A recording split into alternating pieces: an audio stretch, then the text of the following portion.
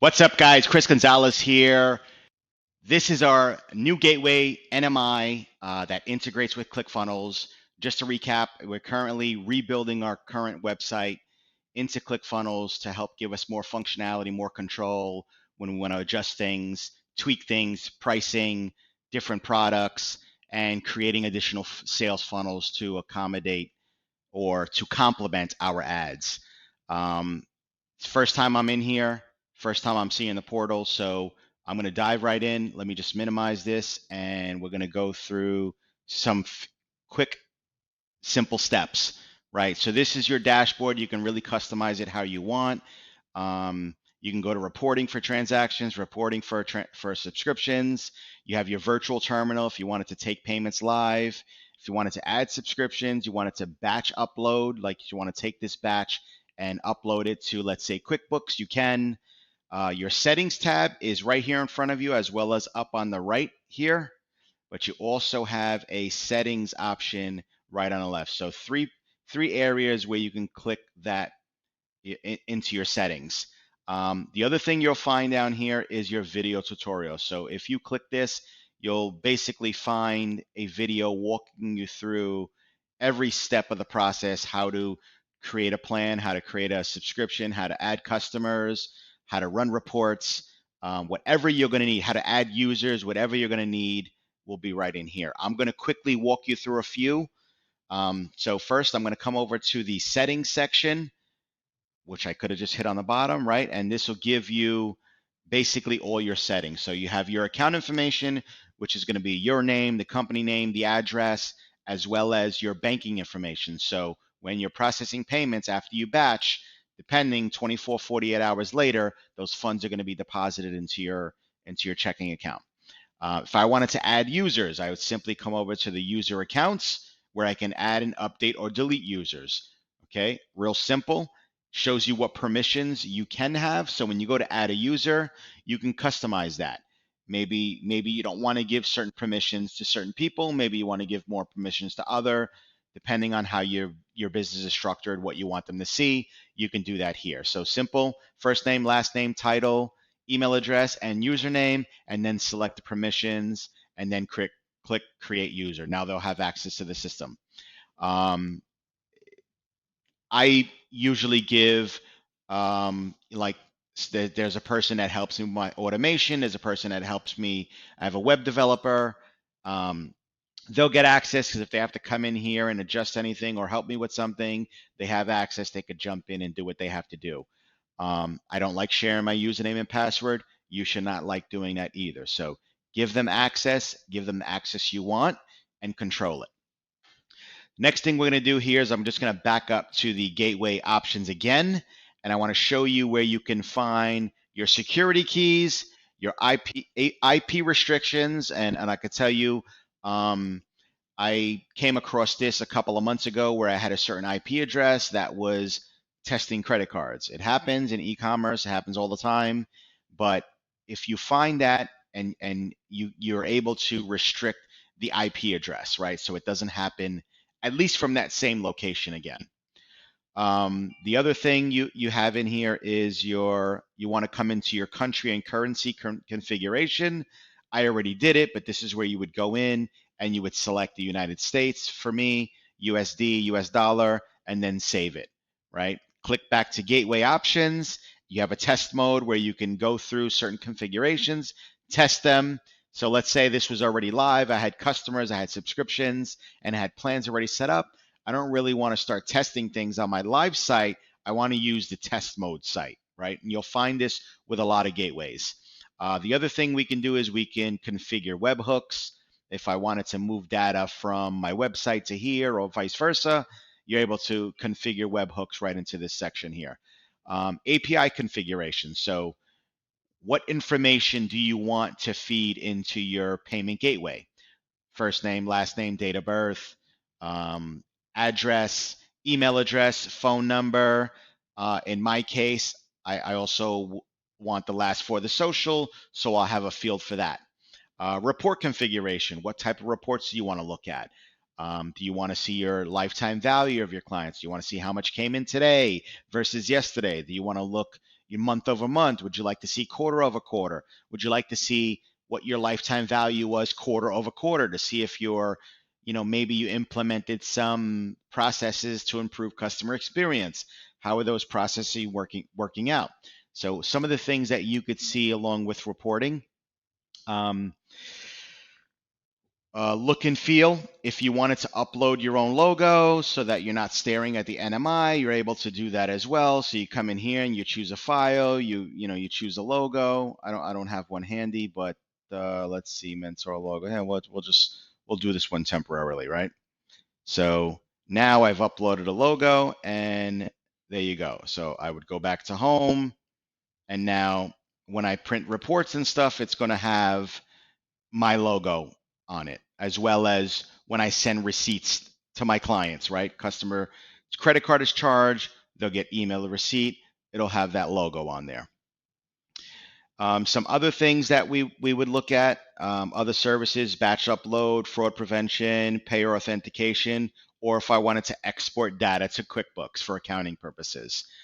Fraud prevention, I use a company called Chargebacks 911, which I'll create another video on, but I use them to help mitigate my chargebacks, and I can say that we are less than 1%. And until you start getting into e-commerce or into this processing game, right? Credit card processing, you're not going to realize how important it is to put processes in place to mitigate your chargebacks. I mean, chargebacks can destroy a company, could really put you out of business. Most credit card companies have a threshold of 3%, right? So if you exceed 3% in chargebacks, you run the risk of getting your account shut down. Strike one, they'll give you a phone call. Strike two, they'll send you a letter. Strike three, they won't stop your processing, but they'll stop sending you those funds, right? They'll stop distribution. So very important to consider fraud prevention or some sort of chargeback mitigation type service, right?